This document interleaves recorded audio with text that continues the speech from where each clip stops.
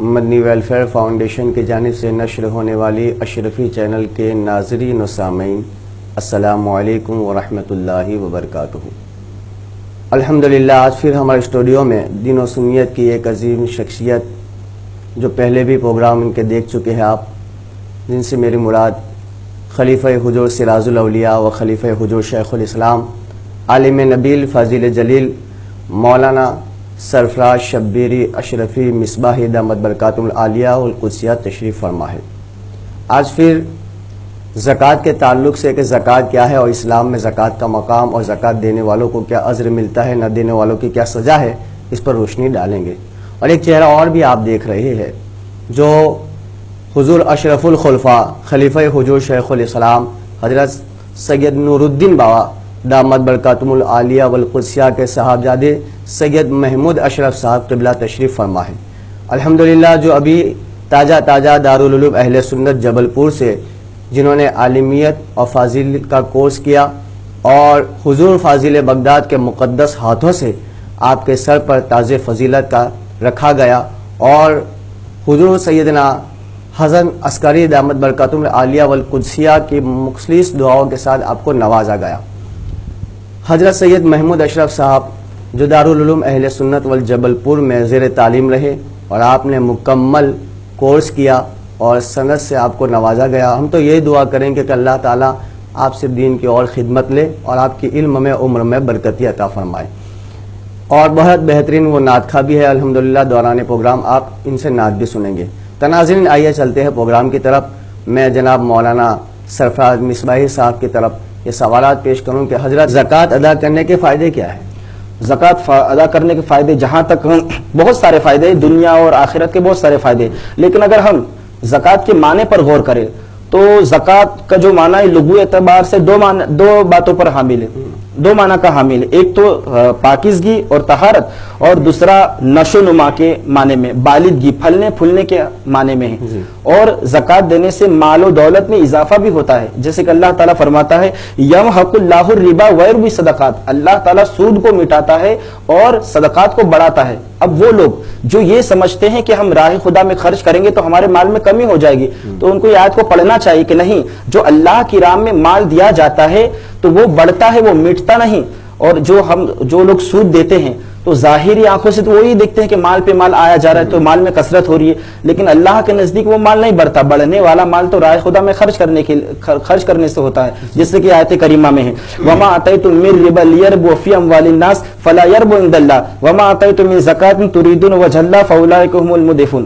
تو وما آتیتم من ربا لیربو عند اللہ، تو جو لوگ سود دیتے ہیں تو تاکہ لوگوں کے مال میں شامل ہو کر اپنے مال کو بڑھا دے، فلا یربو عند اللہ، تو وہ مال اللہ کے نزدیک نہیں بڑھتا۔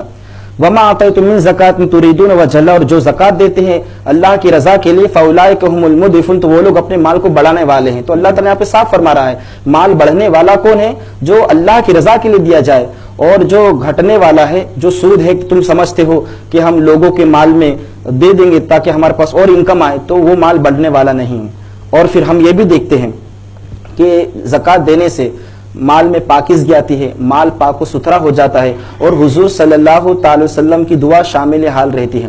چنانچہ کلام مقدس کی آیت ہے کہ اللہ تعالیٰ نے فرمایا خذ من اموالہم صدقۃ تطہرہم وتزکیہم بہا وصلی علیہم ان صلاتک سکن لہم واللہ سمیع علیم۔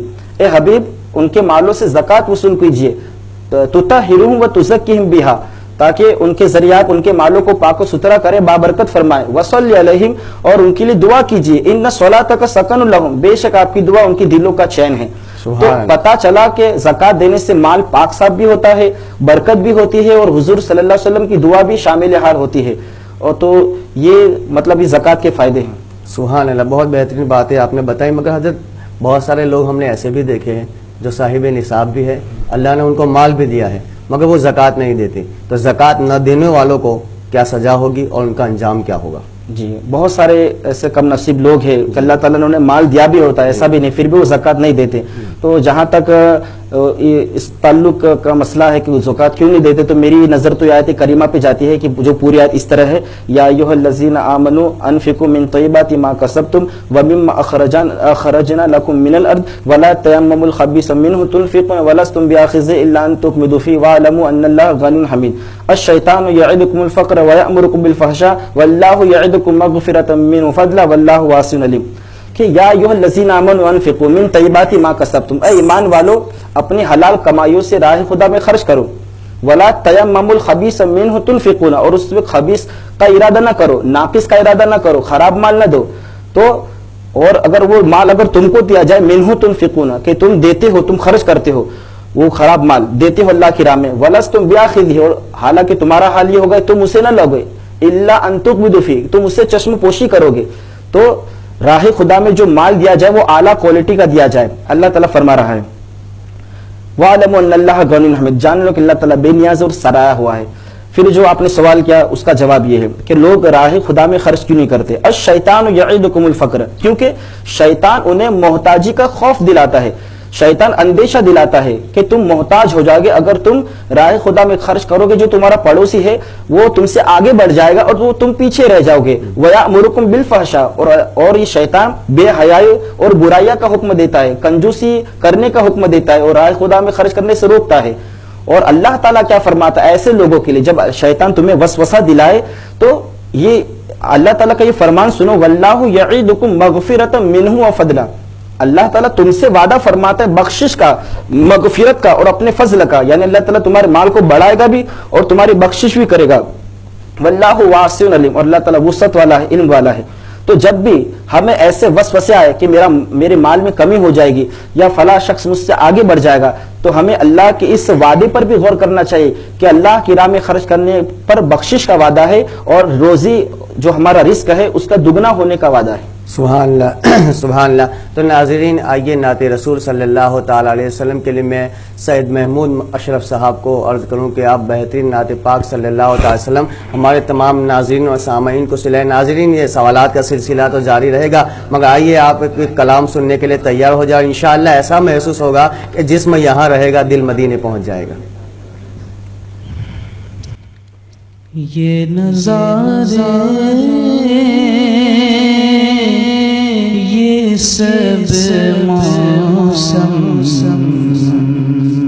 سہانے بعد میں آئے. سبحان اللہ سبحان اللہ. یہ نظارے یہ سب موسم سہانے بعد میں آئے. آقا پہلے تھے مگر جلوہ دکھانے بعد میں آئے. اور خدا کے بعد ہستی فقط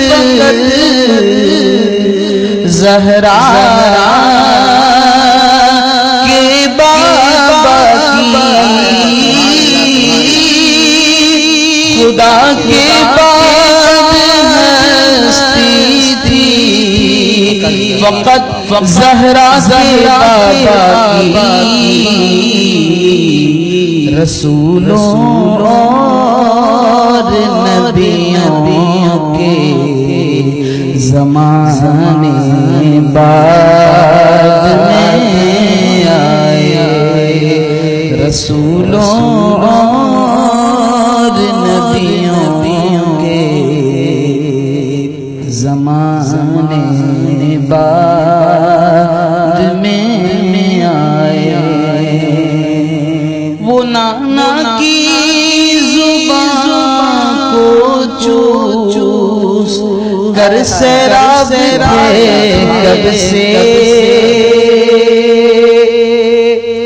وہ نانا کی زبان کو چوس کر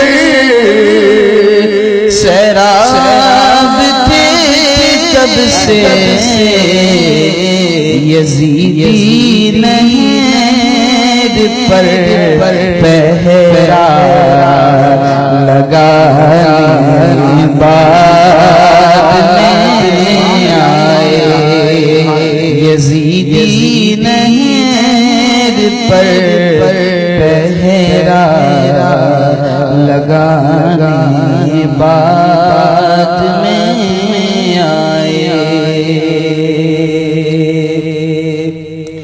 اور صحابہ سارے کے سارے میرے آقا کے عاشق تھے۔ یہ جو گستاخ ہے اس کے بارے میں صحابہ سارے کے سارے میرے آقا کے عاشق تھے، یہ سب منکر یہ سب نجدی ٹھکانے بعد میں آئے، یہ سب منکر یہ سب نجدی ٹھکانے بعد میں آئے، اور زیارت سیفی کو ممکن نہیں لگتا، زیارت آپ کی سیفی کو ممکن نہیں لگتا، تمنا سی ہے مدینہ خواب میں آئے، تمنا سی ہے مدینہ خواب میں آئے، یہ نظارے یہ سب موسم سہانے بعد میں آئے۔ سبحان اللہ سبحان اللہ۔ تو ناظرین یہ تھے حضرت سید محمود اشرف صاحب قبلہ دامت برکاتہم العالیہ۔ آئیے سوالات کی طرف چلتے ہیں۔ حضرت جیسا کہ آپ نے بتایا زکوٰۃ نہ دینے والوں کا انجام کیا ہے، ان کی سزا کیا ہوگی، یہ تو آپ نے بتایا، مگر ایک اہم سوال یہ ہے کہ آخر لوگ زکوٰۃ کیوں نہیں دیتے، اس کی وجہ کیا ہے؟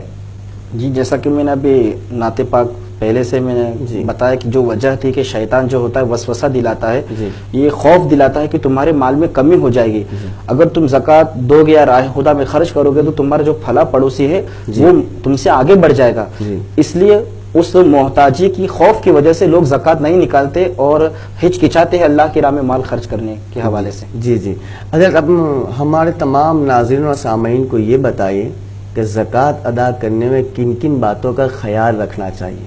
جی بڑا اچھا سوال ہے کہ زکوٰۃ ادا کرنے کے لیے تو اس کے سب سے پہلے یہ جاننا چاہیے کہ مصارف کیا ہے، زکوٰۃ کے مستحق لوگ کون ہیں۔ تو کلام مقدس کی آیت ہے کہ انما الصدقات للفقراء والمساکین والعاملین علیہا والمؤلفۃ قلوبہم وفی الرقاب والغارمین وفی سبیل اللہ وابن السبیل، تو فرمایا کہ انما الصدقات للفقراء، صدقات اور زکوٰۃ یہ فقیر کے لیے ہے، مسکین کے لیے ہے، اور یہ فقیر کی جو تعریف ہے وہ یہ ہے کہ اس کے پاس تھوڑا مال ہو مگر وہ کہ صاحب نصاب نہ ہو، صاحب نصاب تک نہ پہنچے، فقیر کے پاس تھوڑا سا مال ہو، اور والمساکین مسکین اسے کہتے ہیں کہ اس کے پاس نہ کھانے کی چیز ہو نہ پہننے کے لیے کپڑے ہو، زمین اس کا بچھنا ہو، تو مسکین کی یہ تعریف ہے۔ اور پھر فرمایا والعاملین علیہا، جو زکوٰۃ وصول کرتے ہیں ان کو زکوٰۃ دینا جائز ہے، والمؤلفۃ قلوبہم، اور جن کے دلوں کو اسلام سے الفت دی جائے۔ اس کی تفسیر میں حضور شیخ الاسلام تفسیر اشرفی میں فرماتے ہیں کہ یہ عرب کے وہ شرفا لوگ ہیں کہ جنہوں نے اسلام قبول کیا تھا مگر ان کی نیت خاص نہیں، ان کے دل کی نیت خالص نہیں تھی، وہ مکمل طور پر اسلام پر جمے نہیں تھے، تو ان کو مال غنیمت دے کر، زکوٰۃ دے کر، صدقہ دے کر ان کی تالیف قلب کی، ان کی دل کو تسلی دی جاتی تھی. ہوتا ہے نا کہ کوئی ہم کو تحفے سے نوازتا ہے، گفٹ دیتا ہے، تو ہمارا دل اس کی طرف مائل ہوتا ہے. تو وہی تھا کہ ان کو زکوٰۃ، صدقات، مال غنیمت دے کر ان کو اسلام کی طرف مائل کیا جائے. پھر بعد میں جب اسلام اور مسلمانوں کو غلبہ ہوا تو پھر صحابہ کی اجماع سے یہ حکم ساکت ہو گیا، اور جب حکم ساکت ہو گیا تو مزید اس پر وضاحت کی ضرورت نہیں. پھر فرمایا والمؤلفۃ قلوبہم کے بعد وفی الرقاب، غلام آزاد کرنے کے لیے زکوٰۃ دے سکتے ہیں. والغارمین، اور پھر قرض داروں کو. اب اس میں بھی یہ دیکھنا چاہیے کہ کوئی قرض دار ایسا ہے کہ جس کے پاس 2 لاکھ روپے ہیں، اب اس کے پاس 10,000 اس پر قرض ہے، تو اب وہ پھر وہ 10,000 کو ادا کرنے کے لیے زکوٰۃ کے مال میں سے دے تو وہ جائز نہیں، کیونکہ اس کے پاس وہ دوسری رقم موجود ہے، وہ صاحب نصاب ہے، تو وہ ان رقم میں سے وہ 10,000 قرض ادا کر سکتا ہے. تو قرض دار میں بھی پھر یہ دیکھا جائے گا. تو ایسا قرض دار ہے جو صاحب نصاب نہیں ہے، تو وہ اس کے قرض کو ادا کرنے کے لیے زکوٰۃ کی رقم دی جائے گی. والغارمین وفی سبیل اللہ، اللہ کی راہ میں جو چلے، جیسے غازی ہے، میدان جہاد میں جو لڑتے ہیں تو ان کی سامان کی فراہمی کے لیے اسلحہ ہے، سواری ہے، ان کی ضروریات کو پورا کرنے کے لیے زکوٰۃ کی رقم سے وہ ان کی ضرورت کو پورا کر سکتے ہیں. وابن سبیل، اور حاجت مند مسافر. تو اس میں جیسے کوئی مسافر ہے، اب اس کو کھانے پینے کی ضرورت ہے، یا اس کا سامان چوری ہو گیا، کپڑے پہننے کی ضرورت ہے، تو پھر ایسے مسافر کے لیے زکوٰۃ کی رقم سے اس کی ضرورت کو پورا کیا جائے گا. تو یہ اسباب ہیں، لیکن ان اسباب کو ہم نے تو جان لیا کہ یہ لوگ مستحق ہیں زکوٰۃ کے، مگر آج ہمارے دور میں ایسے بھی مستحق ہیں کہ جو اب وہ غیر مستحق ہو گئے ہیں. مثال کے طور پر مستحق نہیں رہے، بے شک صحیح بات. مثال کے طور پر جیسے ایک فقیر ہے، وہ پیشے کے اعتبار سے فقیر ہے اور خاندانی ذات برادری کے اعتبار سے بھی فقیر ہے. تو ان کا پیشہ ہی ہوتا ہے کہ وہ مانگ کر گزر بسر کرتے ہیں، اور حالانکہ اب تو ان کے خود کے مکانات ہیں، خود کے کاروبار ہے، مگر ہمارے مسلمان سمجھتے ہیں کہ یہ خاندانی فقیر ہے، تو وہ مالک نصاب یا غیر نصاب کی تمیز کیے بنا محض فقیر کا ٹائٹل ہونے کی وجہ سے وہ لوگ زکوٰۃ صدقہ دیتے ہیں. تو اس صورت میں ان کے پھر زکوٰۃ صدقات قبول نہیں ہوتے. تو یہ دھیان رکھنا چاہیے کہ جو فقیر ہے تو محض اس کا ٹائٹل ہونے کی وجہ سے ہم اس کو زکوٰۃ صدقہ نہ دے، بلکہ دیکھے کہ وہ صاحب نصاب تو نہیں ہو گیا ہے. پھر دوسرے ہم کچھ مسلمانوں کے ایسے گھر بھی دیکھتے ہیں کہ جن میں مسلم ملازم، نوکر، خادم کام کرتے ہیں، تو اور پھر مالک، جو مکان مالک ہوتے ہیں، ان کو نوازتے رہتے ہیں، مکان بھی بنا دیتے ہیں، اللہ تعالیٰ نے جن کو دیا ہوتا ہے زیور بھی بنا دیتے ہیں. تو ایک دن ایسا آتا ہے کہ وہ نوکر چاکر صاحب نصاب بن جاتے ہیں، وہ زکوٰۃ دینے والے بن جاتے ہیں، نہ کہ زکوٰۃ لینے والے. اب جو مکان مالک ہے، کیونکہ وہ ماہ رمضان میں ہر سال ان کو نوازتا ہے، تو اب وہ زکوٰۃ نہیں دے گا تو اس کے من میں یہ کہ میرا نوکر برا مان جائے گا.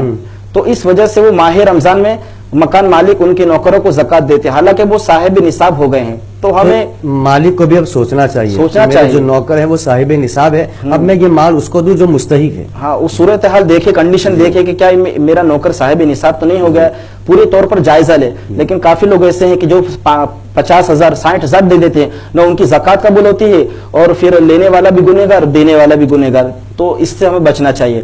پھر دوسرا ہمیں یہ دیکھنا چاہیے زکوٰۃ دینے میں کہ ہر غریب کو زکوٰۃ نہ دے، بلکہ جو نیک ہے انہیں زکوٰۃ دے. اگر گنہگار مسلمان کو زکوٰۃ دیں گے تو پھر یہ اس کے حق میں اچھا نہیں، کیونکہ جو زکوٰۃ کا مقصد ہے مسلمانوں کو اوپر اٹھانا ہے، نہ کہ نیچے. اگر آپ گنہگار مسلمان کو زکوٰۃ دیں گے تو وہ تو گناہ پہ گناہ کیے جائے گا، آپ نے اس کو اٹھایا کہاں، اس کو تو گرا دیا. اور اللہ تعالیٰ کلام مقدس میں سورہ مائدہ میں ارشاد فرماتا ہے وَتَعَاوَنُوا عَلَى الْبِرِّ وَالتَّقْوَىٰ وَلَا تَعَاوَنُوا عَلَى الْإِثْمِ وَالْعُدْوَانِ، کہ نیکی اور پرہیزگاری پر ایک دوسرے کی مدد کرو، اور گناہ اور زیادتی پر باہم دوستی مت کیا کرو. تو اگر ہم گنہگار مسلمان کو زکوٰۃ کا مال دیں گے تو وہ تو نیڈر ہو جائے گا، گناہ کرنے پر بے خوف ہو جائے گا. اور جیسے مثال کے طور پر آپ نے شرابی کو زکوٰۃ دی تو وہ ان پیسوں سے تو اور شراب پیے گا، اور آپ نے جیسے جواری کو زکوٰۃ دی تو وہ ان پیسوں سے اور جوا کھیلے گا، اور اسی طرح چور کو زکوٰۃ دی تو ان پیسوں کو وہ چوری میں استعمال کرے گا، چوری کرنے میں کس طرح چوری کی جاتی ہے. تو گنہگار مسلمان کو زکوٰۃ نہ دے. اور اسی طرح بے نمازی ہے، بے نمازی کو بھی زکوٰۃ نہ دے، کیونکہ وہ بھی پھر گناہ پر مدد کرنا ہے، وہ نیڈر ہو جائے گا کہ ہم کو تو مال مل رہا ہے، ہم کو کیا کرنا ہے نماز پڑھ کے. تو یہ دیکھ لے پہلے. اور یہ جو زکوٰۃ کا دینے کا جو مقصد ہے لوگوں کو اسلام کی طرف لانا بھی ہے, لوگوں کو عبادت کے راستے پر چلانا بھی ہے. آپ جیسے مثال کے طور پر کسی کو زکوٰۃ دے رہے ہو, وہ بے نمازی ہے, تو آپ یہ کنڈیشن لگا لے کہ دیکھ میں تجھے زکوٰۃ تو دیتا ہوں مگر تجھے نماز کا پابند بننا پڑے گا. میں زکوٰۃ اس بار دے رہا ہوں اور پھر میں پورا سال دیکھوں گا کہ تو نماز کا پابند بنتا ہے یا نہیں, اگر نہیں بنے گا تو پھر میں تجھے زکوٰۃ نہیں دوں گا. تو اس طریقے سے ہم مسلمانوں کو ہدایت کے راستے پر بھی لا سکتے ہیں, عبادت گزار بھی بنا سکتے ہیں. تو ہمیں یہ غور کرنا چاہیے زکوٰۃ دینے میں کہ نیک لوگوں کو زکوٰۃ دے, ہر کسی کو زکوٰۃ نہ دے, تاکہ دینی دنیا میں دونوں طریقے سے فائدہ ہو. اور پھر ہم یہ بھی دیکھتے ہیں کہ آج کل کے دور میں لوگوں نے ہیلہ شری کرنے کا بہت معمول بنا لیا ہے. لوگ بات بات پر ہیلہ شری کرنے لگ جاتے ہیں. اگر کسی کو کوئی خانقاہ بنانی ہے تو وہ ہیلہ شری کرتا ہوا نظر آ رہا ہے. اگر کوئی کسی کو اسکول کی زمین خریدنی ہے تو وہ اس کے لیے کوئی ہیلہ شری کرتا ہوا نظر آ رہا ہے. دنیاوی تعلیم کے لیے زکوٰۃ لے رہا ہے اور اسکول یونیفارم کاپی کے لیے زکوٰۃ لے رہا ہے. تو حالانکہ ایسے معاملوں میں یہ غیر مصرف میں لانا ہے تو اس کے لیے ہیلہ شری کرنا جائز نہیں ہوگا. اور جہاں تک ہیلہ شری کا تعلق ہے تو فقہاء کرام نے اس کے لیے 2 کنڈیشن رکھی ہے کہ ہیلہ شری کرنا 2 شرطوں پر جائز ہے. ایک تو یہ کہ غیر مصرف میں زکوٰۃ کی رقم لگانے کی حاجت یا ضرورت پائی جاتی ہو, یعنی زکوٰۃ کی رقم استعمال کیے بغیر کوئی چارہ نہ ہو, کوئی چھٹکارا نہ ہو. اگر چارہ کار ہو بھی تو سخت حرج اور دشواری کا سامنا کرنا پڑے. یہ ایک شرط ہو گئی ہیلہ شری کی. اب دوسری شرط یہ ہے کہ وہ کام فی نفسی ہی قربت اور ثواب کا کام ہو, اور تاکہ حاجت اور ضرورت کی صورت میں بھی وہ رقم اپنے مصرف میں ہی استعمال ہو. فقہاء کرام نے جہاں کہیں بھی ہیلے کی اجازت دی ہے وہاں صرف باب قربت سے ہی ہوتا ہے, وہاں مصرف باب قربت سے ہی مراد ہوتا ہے. لہٰذا اگر کہیں حاجت ہو مگر وہ کام ثواب کا نہ ہو تو اس کے لیے ہیلہ شری کی اجازت نہیں. جیسے کہ اسکول کے لیے زمین خریدنا, یہ حاجت تو ہے, یہ ضرورت تو یہ ہے, لیکن وہ ثواب کا کام نہیں ہے, تو یہ ہیلہ شری کرنا اس مصرف میں جائز نہیں ہوگا. اسی طرح کہ وہ فی نفسی قربت کا کام ہو, ثواب کا کام ہو, لیکن حاجت شرعیہ نہ ہو. جیسے تنگ دست والدین ہیں تو ان کی تیمارداری کرنا, ان کی امداد کرنا بڑا ثواب کا کام ہے. تو اس کا جو بیٹا ہے تو وہ اپنے مال سے تعاون کر سکتا ہے تو کرے, تب وہ اس کے لیے یہ جائز نہیں کہ اپنے مال کا ہیلا کرا کر اپنے والدین پر صرف کرے. تو یہ ثواب کا کام ہے لیکن شریعت کے نزدیک یہ جائز نہیں ہے. تو ہمیں یہ بھی دیکھنا چاہیے کہ کہاں کہاں ہیلہ شری کرنا چاہیے, اس مسئلے سے بھی ہم کو واقف ہونا چاہیے. اور پھر زکوٰۃ نہ دینے کے تعلق سے میں کچھ واقعات کے حوالے سے میں آپ کو ناظرین کرام کو پیغام دینا چاہوں گا کہ کافی لوگ زکوٰۃ نہیں نکالتے, اور نکال بھی دیتے ہیں تو ادھوری نکالتے ہیں. تو ہمیں اللہ تعالیٰ کے اس کلام مقدس پر غور کرنا چاہیے کہ اللہ تعالیٰ نے قارون کا کیا انجام کیا. اس کو اللہ تعالیٰ نے بہت ساری دولت سے نوازا تھا, جس کا ذکر اللہ تعالیٰ نے خود قرآن مجید میں کیا, ان قارون کان من قوم موسیٰ, بے شک قارون موسیٰ علیہ السلام کی قوم سے تھا. فبغى علیہم, تو اس نے ان پر شرکشی کی. وآتیناہ من الکنوز ما ان مفاتیحہ لتنوء بالعصبۃ اولي القوہ, اور ہم نے اس کو اتنے خزانے دیے تھے کہ اس کی چابیاں ایک زوراور جماعت پر بھاری تھیں. اذ قال له قوم لا تفرح, اس کی قوم نے اس سے کہا اترا مت, ان اللہ لا يحب الفرحین, بے شک اللہ تعالیٰ اترانے والے کو ناپسند فرماتا ہے. اور کچھ صاحب ایمان لوگوں نے اس کو رائے خدا میں خرچ کرنے کی تلقین کی, نصیحت کی. وابتغ فیما آتاک اللہ دار الآخرۃ ولا نصیبک فی الدنیا ولا تنس نصیبک فی الدنیا, اور واحسن کما احسن اللہ الیک. کہا لوگوں نے وابتغ فیما آتاک اللہ دار الآخرہ, جو تجھے اللہ تعالیٰ نے مال دیا ہے اس سے آخرت کا گھر طلب کر. ولا تنس نصیبک من الدنیا, دنیا سے اپنا حصہ مت بھول. واحسن الیک کما احسن اللہ, اور غریبوں پر احسان کر جس طرح اللہ تعالیٰ نے تجھ پر احسان کیا. لیکن وہ بدبخت نے ان کی بات نہ مانی اور اس نے یہ جواب دیا, قال انما اوتیتہ علی علم عندی, یہ جو کچھ مجھے دولت نصیب ہوئی ہے یہ اللہ کی جانب سے نہیں, یہ تو میرے علم کی وجہ سے ہوئی ہے. تو جو قارون تھا وہ بڑا ہنرمند تھا, لائق تھا, صلاحیت مند تھا.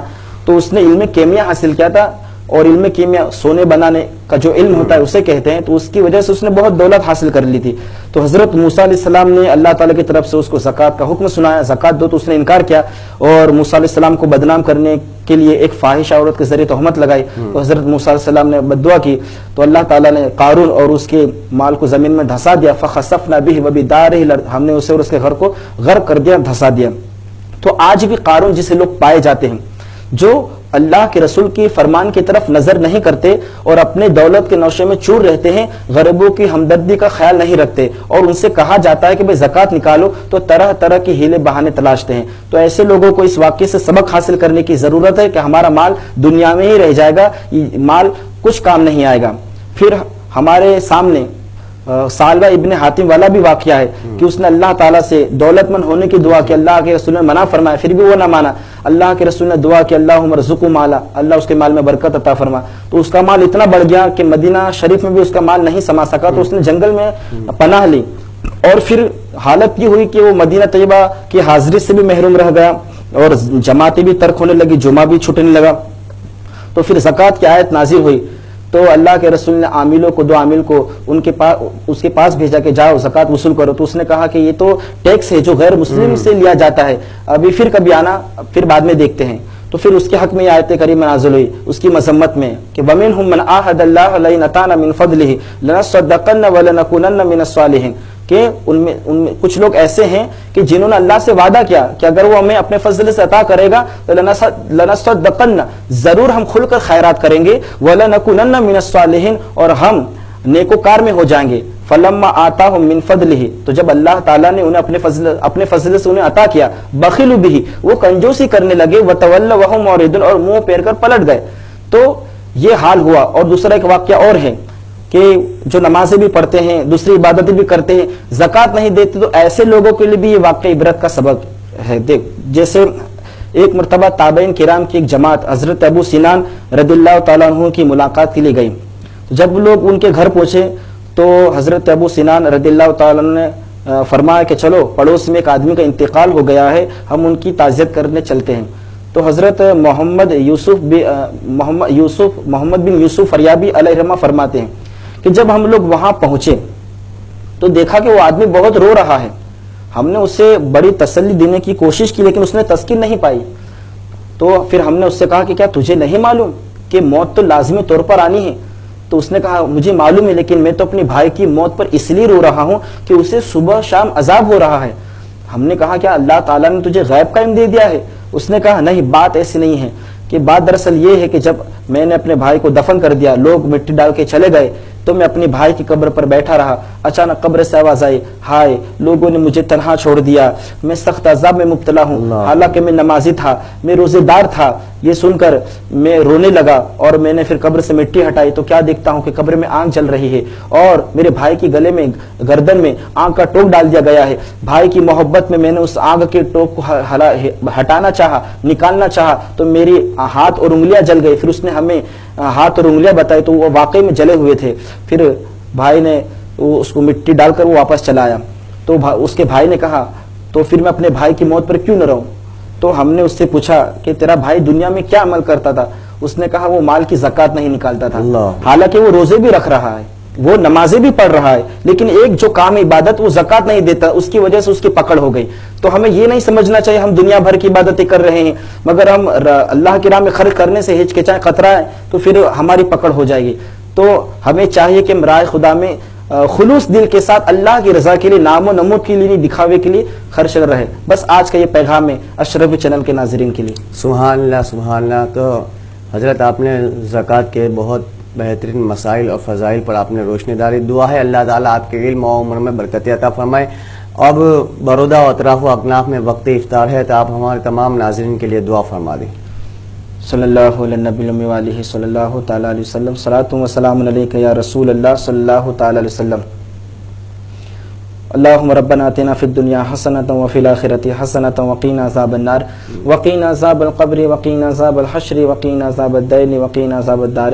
اللہم انی لک صمت وبک آمنت وعلیک توکلت وعلی رزقک افطرت فتقبل منی.